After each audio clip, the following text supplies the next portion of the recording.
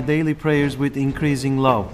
Can you advise me a zikr that can help me in increasing the love for Allah subhanahu wa ta'ala and His Prophet Allah sallallahu alayhi wa sallam? Bismillah ar-Rahman ar-Rahim.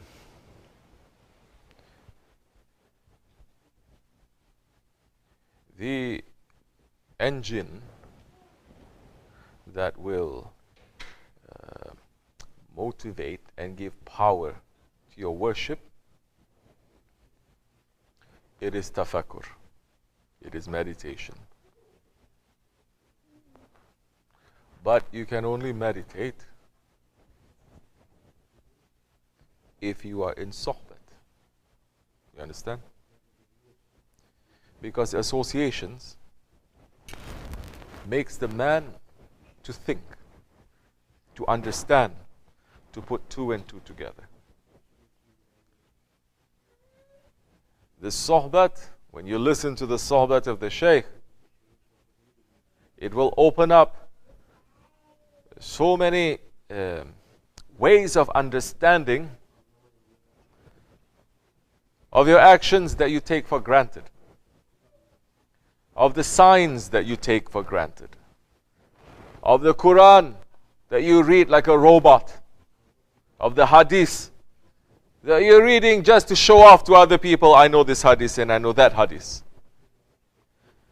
of the zikr that so many enter into illusion and delusion world while they're making the zikr. The sohbat is the key. Once you are listening to the sohbat and you're listening with sharpness, the way that the holy companions of the Holy Prophet ﷺ, when they're listening to the sohbat, the description is given that they sit so still that a bird can come and perch on their heads and the bird is not going to run away, not going to fly off, because they're sitting so still, listening carefully to what the Holy Prophet ﷺ was bringing.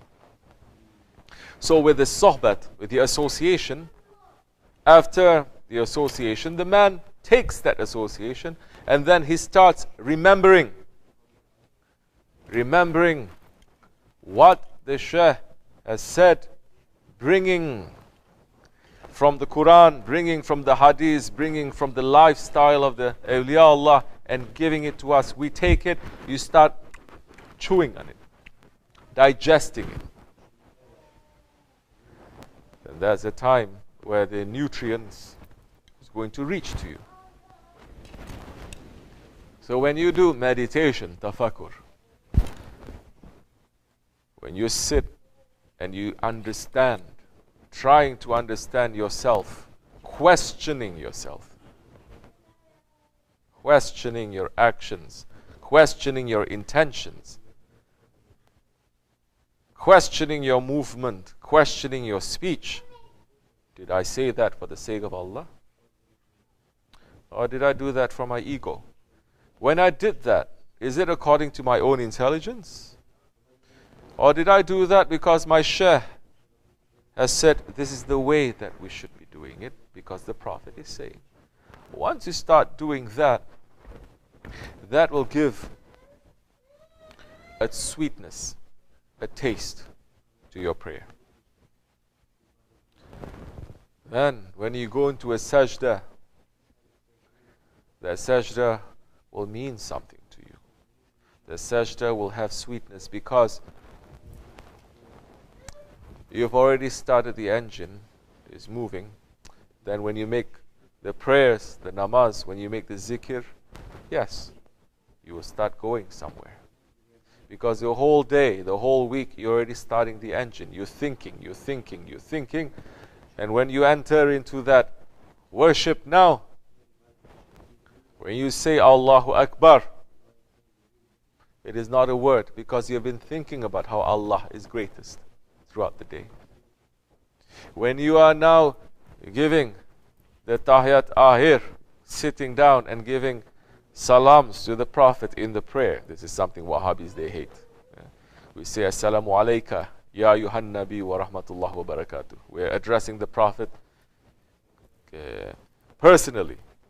We're addressing the Prophet as if he's right there in front of us.